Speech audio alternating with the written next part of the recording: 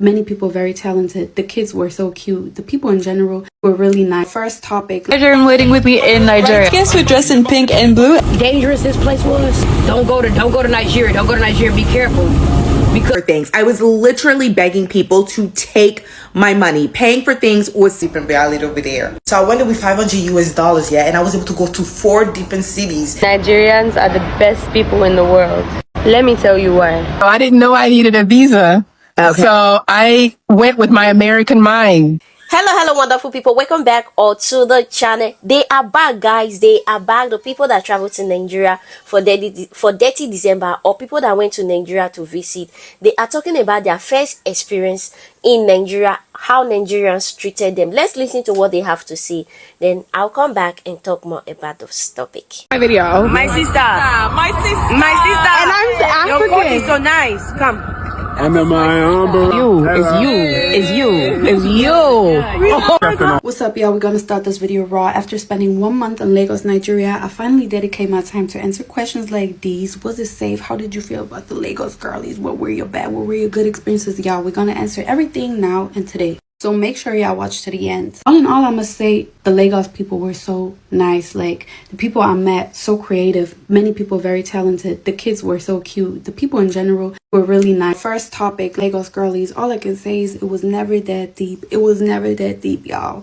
Of course, you cannot put 20 people in a pot and those are representing a whole city. But y'all, it was never that deep. We're not here to have a competition or something. Of course, I met cute girlies, especially randomly, or even being on the mainland, especially on the mainland. No one owes you a hi or a whole conversation if they are not interested. I'm fully with that. But being nice is cute, y'all. Being nice is cute. Having a nice etiquette is a cute thing to have. Of course, I know, and this is also an experience in general. I'm a foreigner, so people will call you like Oyinbo, will like wave at you, will call you my color, this and that. People will delay you. People will trying to bribe you, trying to get like money out of you, which is a normal thing. I cannot really blame the people because we know that from other countries. I've been to Brazil, I've been to Morocco, my country. I cannot really blame the people. I really blame the system at this point.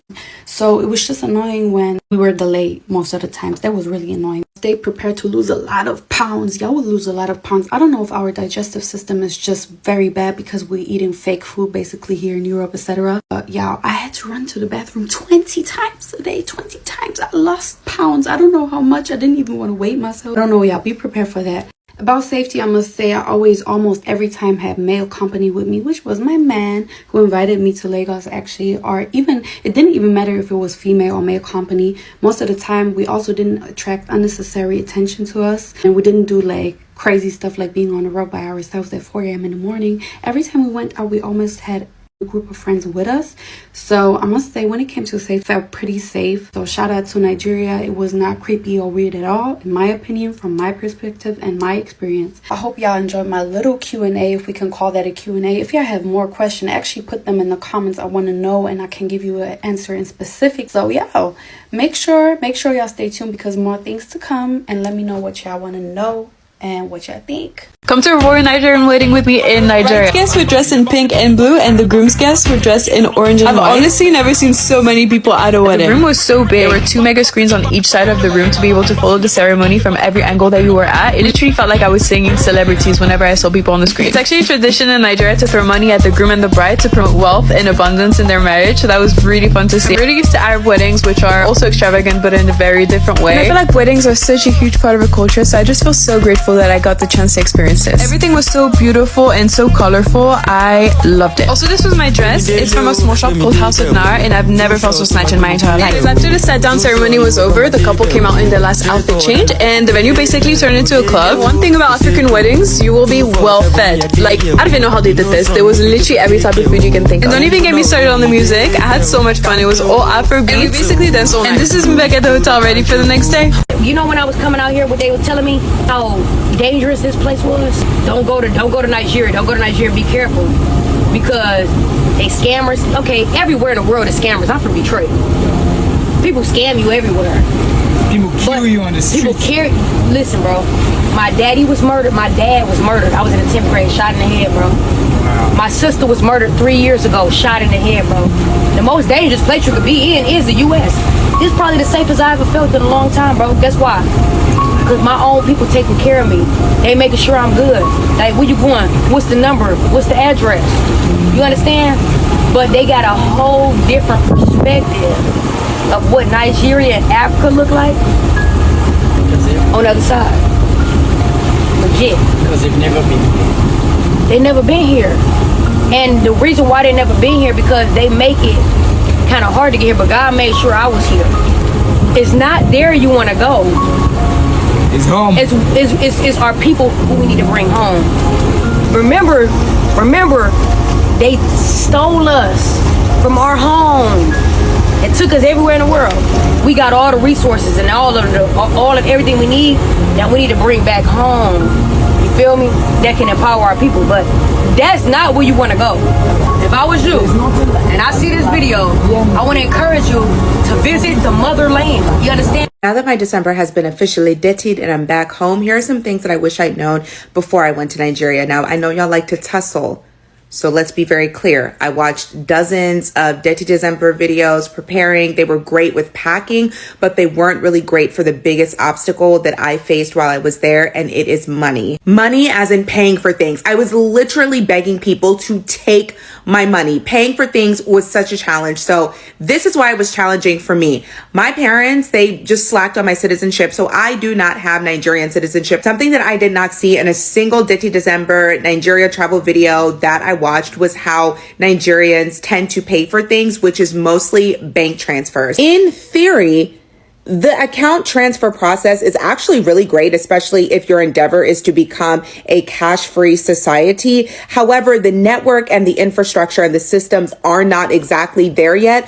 So what we were encountering, or what I was encountering, was a lot of, if they did take international cards, the system and the network was so slow. It was taking forever to process. And a lot of times I would be timed out. Then when it would go through, hours later, my credit card company would hit me with a double charge. So you're like, okay, Sasha, just pay for things in Naira. Well, because of the exchange rate, conversion rate, the Naira to the dollar is just obscene. So if you're trying to take out Naira, you're taking out a lot of Naira, and it's not good to have that much money, to be carrying that much physical money on your person. What is also frustrating is that when you go to certain ATMs, they cap how much Naira you can take out at 5,000 Naira. That's like $3.24 in USD. And if you do not have a bank account there, your cap is $5,000. So if I had a bank account there, I could have easily taken out upwards of, I think some banks are 50,000 Naira, some are 80,000 Naira, but it was 50,000 Naira. So I'm going from ATM to ATM to ATM trying to take out Naira. And eventually,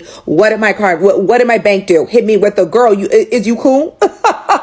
Is this you? And there are so many times I'm calling my dad at like 3 a.m. in America, because there's a 6-hour time difference. It's 9 a.m. or 10 a.m. or, noon where I'm at, and I'm trying to pay for things. And I'm like, hey daddy, can you, send the money to this place as the account transfer? So it's just something to be mindful of. Also, if you plan on using an international card, tell them at the front, because I was at this store, I was trying to get like all of these clothes. I had $400 or $500 worth of clothes in my hand. I get up to the register, completely spaced out that I needed to ask them if they take international card. I get to the register. I tell them I'm going to pay with an international card, and they say, we don't take it. So frustrating. So that's just something to be mindful of. If you are going to Nigeria, make sure you either A, have a bank account set up there, or B, prepared to be carrying around a lot of Naira on you to pay for things. Why I haven't been the same since I went to Nigeria for the first time ever. So if you guys don't know, I was born in Italy and raised there, but my parents are Nigerian. So I went to Nigeria for the very first time last year. And let me tell you, it's a whole different reality over there. So I went there with $500, yeah, and I was able to go to 4 different cities, and I took the plane. 2 different times. I took the airplane to all those cities. So I was not like even like taking the train or the bus or whatever, right? And plus I was able to rent out a whole hotel, the entire building for myself. I was going to clubs and studios, all of my dime. Imagine. Over there, you can set up a store in the middle of the road with no government, no permit stuff, and make money the same freaking day. Like over there, your money lasts and has values. I was living in mansions as well. I was not living in no apartments. I'm telling you, life is fast over there. Nigerians are the best people in the world. Let me tell you why. You have the ones that are always smiling, always dancing, singing, laughing, and each one of them have a story to tell. There's this new podcast called Pep Talk Nigeria, basically about people from Nigeria, anywhere around the world. They come on the podcast, whether you're at the top of the hierarchy or all the way down there, you share your story. I beg you people should not come for my dry lips. As you can see, the weather is very... So the first episode is going to be with a Danfo driver.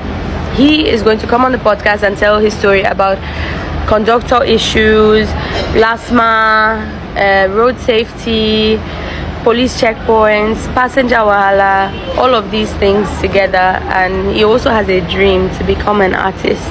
So he would come on the podcast, share his story, share his experience being a Danfo driver, and also sing on the show. And you guys be the judge if he can make it in the music industry or not. Simple. So stay tuned for the podcast. So you get to Nigeria and then... So I didn't know I needed a visa.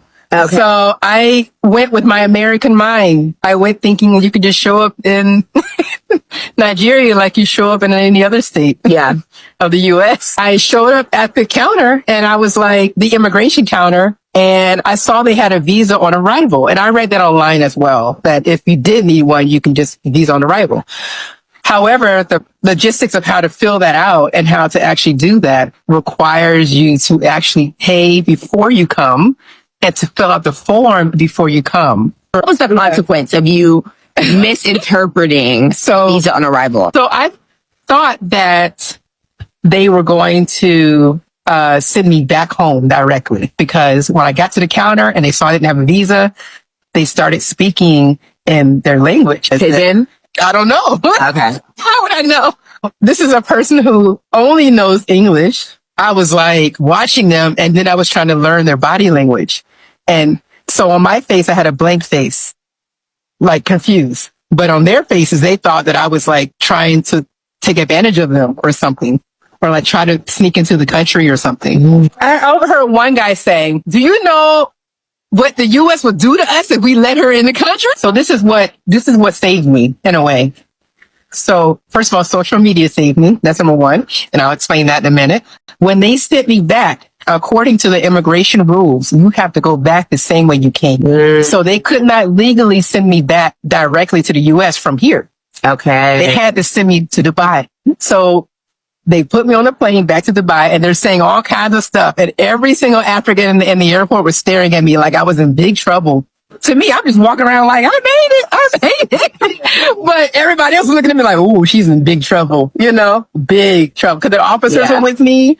The immigration officer. I would have allowed to leave me alone. Smuggling drugs. Yeah, well, that's how they were walking with me, as if I had drugs, you know, or a person. Yeah. My bag. Anyway, so we get my luggage and they put it on a plane back to Dubai. I'm literally escorted on the plane with an officer. I'm sitting next to an officer on the plane. That's crazy. They had to escort me all the way back to Dubai. So you get to Dubai, you turn around and come back. No, the way I came back, I literally that's why I say social media saved me. I get on social media and I just start like DMing people from Nigeria. Okay. And I'm like, hey, you're from Nigeria. Can you help me? You know that is so dangerous. No, I did not know that at that time, because in my eyes, I thought that everyone in Africa is so nice, a good person. Girl, God is you. Oh my God, that could have gone so bad. That is a 419er's kidnapper's dream. You don't even have to be searching. I was told so many things, including like, don't get off the plane. They're going to kidnap you and sell your organs. So I mean, as funny as that is, I can't believe people told it. And every single person that said this to me had never been to Nigeria. Yeah. And some had never even been to Africa. So that means their perspective was literally American born. A lot of people do not see Nigeria as like, let me go and I don't know a Nigerian. Yeah. So like, I've always wanted to come to Nigeria, but everyone was like, don't go if you're not going to visit someone who's not